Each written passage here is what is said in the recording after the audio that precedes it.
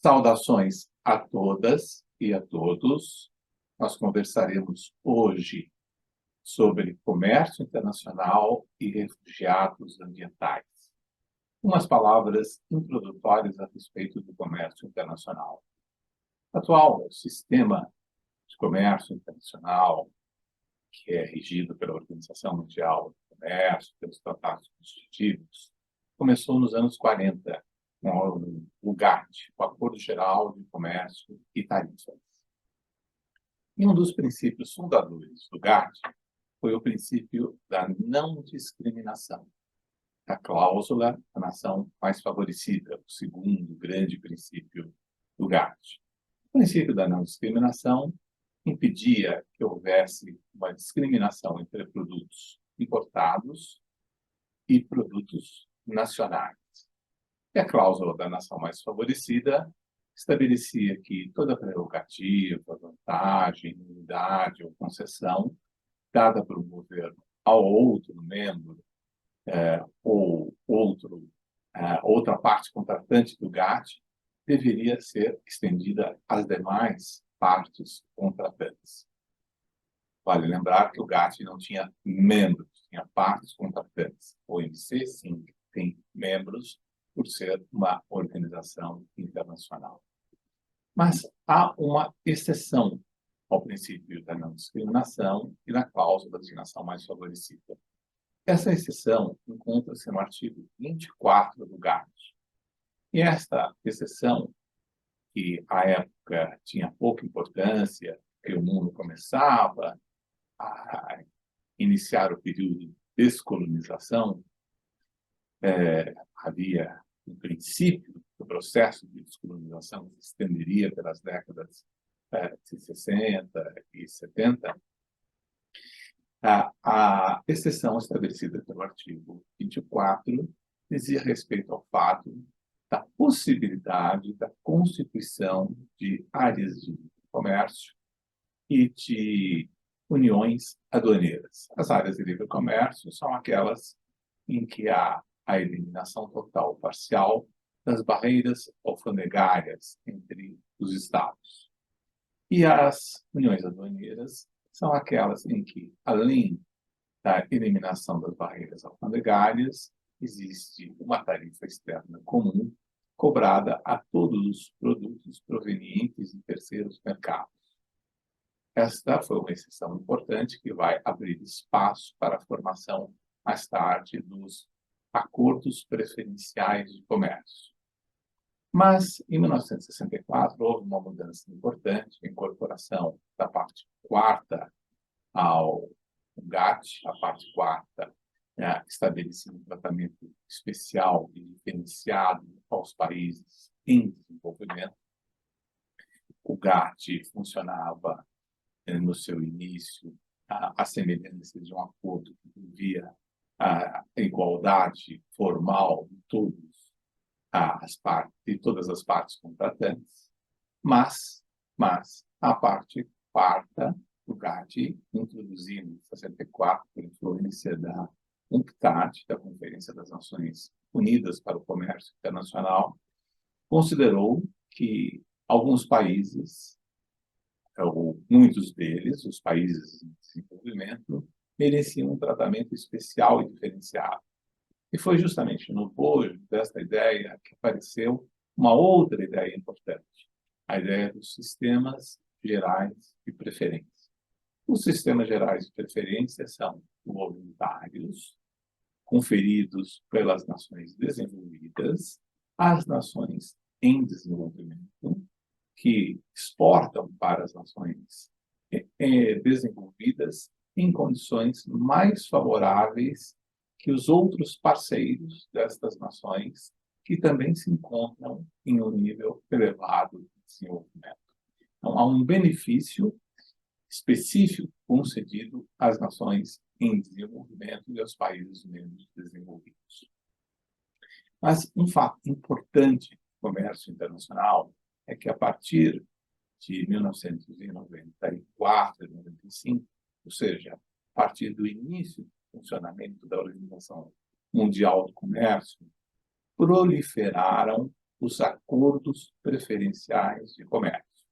Esses acordos ou assumem uma forma bilateral ou assumem uma forma multilateral, reunindo vários países, vários estados.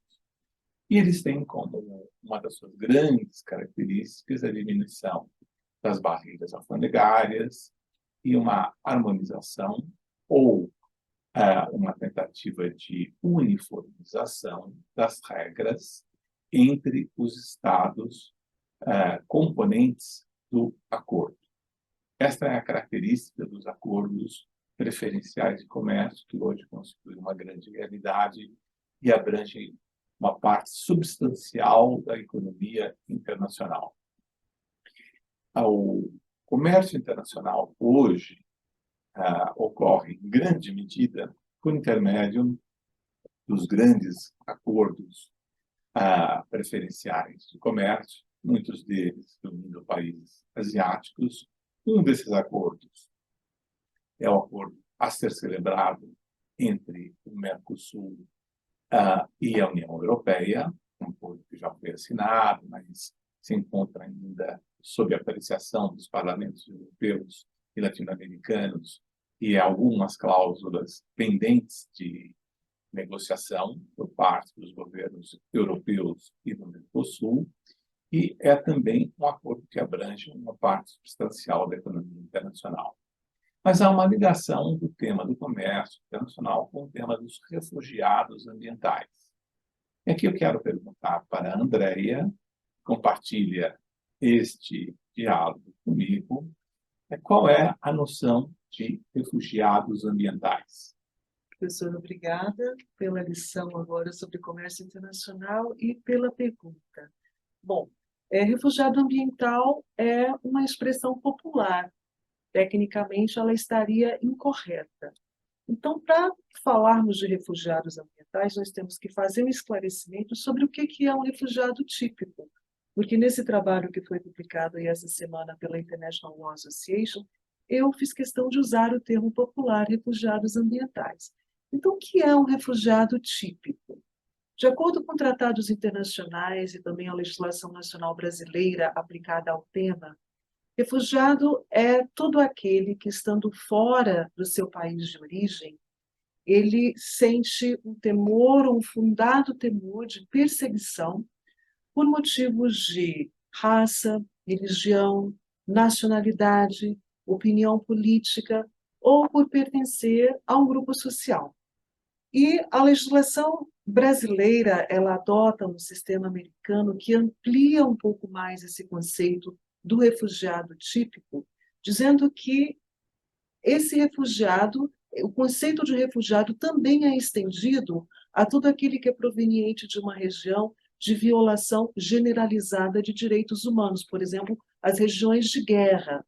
Então, feitos esses esclarecimentos, o que a gente entende é que, quando nós identificamos um refugiado ambiental, que é o termo popular, nós percebemos que, diferentemente do refugiado típico, ele não está vindo de uma região por causa de uma outra região, por causa de perseguição. Então, a natureza, esse elemento perseguição, ele excluiria essa pessoa do conceito de refugiado.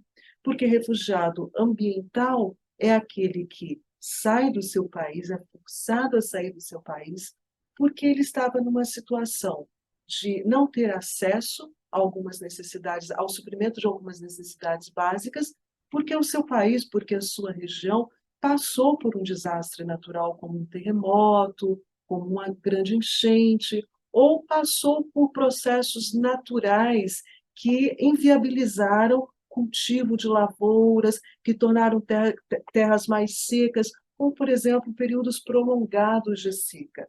Então, esse daí, professor, seria o refugiado ambiental, que não se encaixa no conceito típico de refugiado, mas que nós popularmente consideramos refugiado por razões climáticas, um migrante forçado por razões climáticas, um migrante forçado por razões ambientais. Esse é o conceito que nós abraçamos aí dentro desse trabalho publicado. Andréia, nós percebemos pelas suas considerações que a noção de refugiado ambiental está muito ligada à mudança climática. E a mudança climática gerando secas prolongadas, gerando falta de água em várias partes do globo, gerando transformações no meio ambiente, uma acidificação dos oceanos, e a África tem sido um dos continentes mais afetados pelas mudanças climáticas. Qual é o vínculo que você identifica entre refugiado ambiental e comércio internacional? Bom, professor, eu sou, como uma boa discípula tua, eu sou uma pessoa que acredita que o comércio internacional ele pode servir de instrumento para fazer inclusões sociais, para acalmar crises humanitárias deflagradas por conflitos locais ou por desastres naturais. E quando nós falamos de comércio internacional, na introdução que foi feita aqui hoje nesse diálogo, você apontou vários instrumentos de mercado.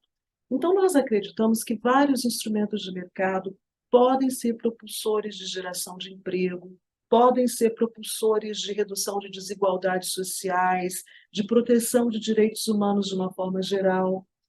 E aqui foram mencionados nessa introdução alguns instrumentos, alguns desses instrumentos de mercado.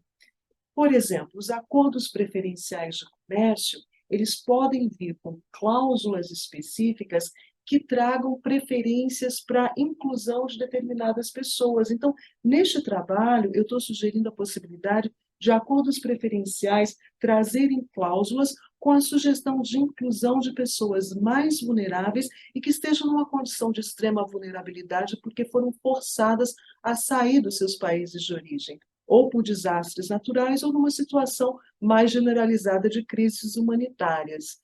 Um outro instrumento que você menciona também aqui na introdução que foi feita é o sistema preferencial de comércio da OMC, em que ele permite um comércio entre dois países, um mais desenvolvido, outro menos desenvolvido, sem que haja as taxações comuns de um comércio internacional, num sistema de cooperação, cooperação para fazer a inclusão.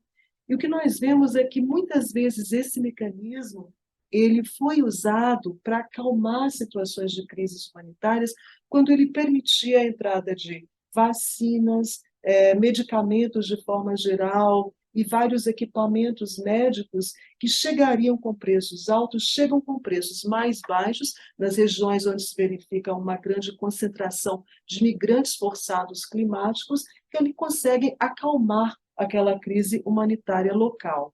Só que nós lembramos, e foi bem lembrado na introdução aqui desse diálogo 7, que essa ideia de se usar o comércio internacional para acalmar crises humanitárias, para fazer inclusão de migrantes forçados climáticos ou de migrantes forçados por outras razões humanitárias, ela não é uma ideia nova.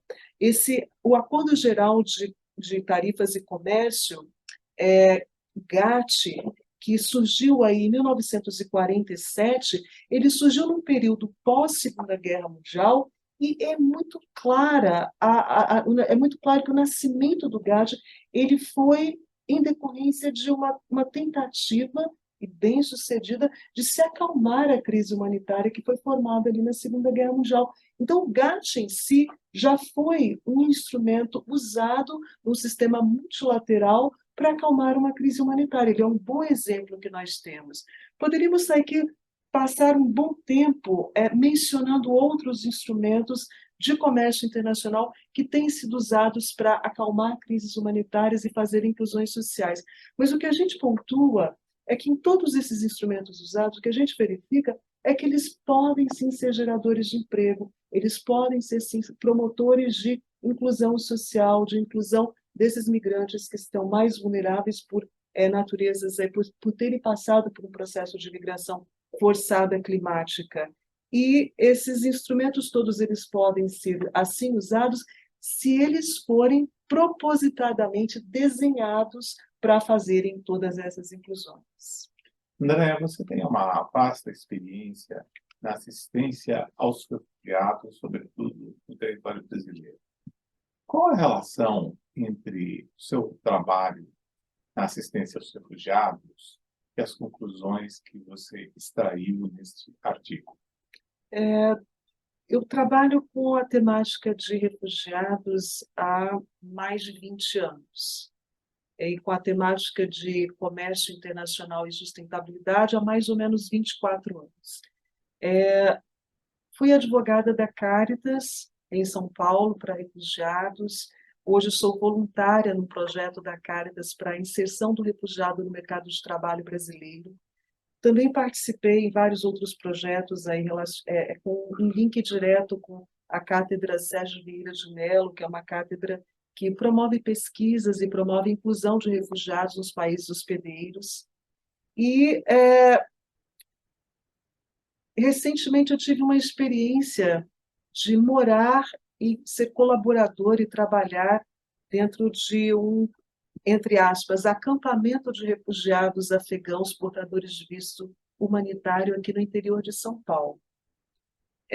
Então, tendo esse contato direto com todos esses refugiados, o que eu percebi é que é extremamente importante que, ao chegarem ao país que está acolhendo, eles recebam aqueles cuidados que são relacionados a necessidades básicas, que é um teto, comida, água, saúde, atendimento de saúde. Mas passada essa fase de atendimento básico, essa fase primária de atendimento ao refugiado, aquele que chega, um momento secundário, supridas as necessidades básicas, seria inserir esse refugiado no mercado de trabalho. E com todas as experiências que eu tive, agora mais recente com os afegãos, anteriormente com haitianos que chegaram no processo de migração forçada por desastre natural. Hoje, agora recentemente, nós tivemos aí um terremoto em 2023 na Turquia e na Síria, que provocou milhões de pessoas afetadas, de vítimas, e milhares de imigrantes forçados por causa dos desastres naturais. Então, o que eu percebo em conversa direta com todas essas pessoas é que suprir as necessidades básicas de todas elas é extremamente importante para restaurar, inclusive, a saúde física e a saúde emocional dessas pessoas. Mas o que faz, de fato, uma inclusão dessas pessoas numa nova sociedade que acaba restaurando a dignidade dessa pessoa como ser humano é proporcionar para ela uma atividade remunerada, é permitir a ela a oportunidade de trabalho. E eu vi isso tanto no trabalho com os afegãos, como no trabalho com pessoas de outras nacionalidades, Turquia, Síria, Haiti, África, muitos da África que recebi no período em que trabalhava dentro da Caritas, a necessidade, a grande vontade que essas pessoas têm de se reinseridas, de serem reinseridas em mercado de trabalho, e o efeito imediato, que é de restaurar a dignidade dessas pessoas, é quando elas conseguem aí, sobre as próprias pernas, caminhar, porque se tornam trabalhadoras no seu novo país. O Brasil está passando por um momento em que está recebendo muitos refugiados aí provenientes do Afeganistão, da África, dessas regiões afetadas agora, Turquia, Síria, porque temos uma população grande, síria, turca, que os recebe como família aqui no Brasil. Então, esse é o momento de nós pensarmos nesse plus, depois de atendidas as necessidades básicas, pensarmos nesse momento em que estaremos inserindo essas pessoas no mercado de trabalho brasileiro. As suas considerações nos mostram coisas extremamente importantes e nos levam a refletir sobre problemas que são problemas agudos da nossa época. O primeiro problema é o fato de que as guerras hoje existentes no mundo são um importante fator que amplia o número de refugiados. A guerra entre Azerbaijão e Armênia, a guerra no Iêmen, a guerra na Etiópia, entre etnias diferentes, e apenas a guerra entre Rússia e Ucrânia já gerou mais de 7 milhões de refugiados ucranianos em território europeu, a maior crise humanitária da Europa após a Segunda Guerra Mundial. Mas, além das guerras, como fator de elevação do número de refugiados, nós temos as crises humanitárias em geral, os governos autoritários ao redor do mundo. Nós tivemos um aumento de refugiados venezuelanos na Colômbia, em países vizinhos, inclusive no Brasil, o aumento de refugiados de outros países que buscaram o Brasil, como, por exemplo, refugiados afegãos, e a ascensão do Talibã ao poder no Afeganistão levou a muitos refugiados que buscaram outros países para sobreviver. O Brasil foi um dos receptores desses refugiados. E nós temos as crises climáticas, que, como já foi aqui observado, são também outro importante fator para a elevação do número de refugiados. Bem, com relação aos refugiados, nós primeiro precisamos superar um preconceito que é menos intenso na sociedade brasileira, mas mais intenso na sociedade europeia, por exemplo, que é uma discriminação em relação ao imigrante. No Brasil, nós temos alguma discriminação, sim, em relação a latino-americanos, a bolivianos. Isso nos leva a um aumento de consciência de que é necessário garantir que os refugiados tenham empregabilidade, tenham a possibilidade de ingressar no mercado de trabalho, e os refugiados podem muito bem exercer profissões de qualificação indiscutível, porque não são apenas refugiados de baixa qualificação profissional que ocorrem, por exemplo, no território brasileiro, mas também refugiados com nível educacional consideravelmente alto. As empresas brasileiras, portanto, devem estar abertas a esta mentalidade de hospitalidade em relação aos refugiados que aqui nos recebem. O bom, professor, é que toda vez que uma empresa ela abre as portas e ela dá oportunidades para uma pessoa que chegou nessa condição de migrante forçado voluntário, migrante forçado ambiental, migrante forçado climático, ela está, na verdade, cumprindo com uma responsabilidade social e ambiental. Ela está fazendo uma compliance ESG.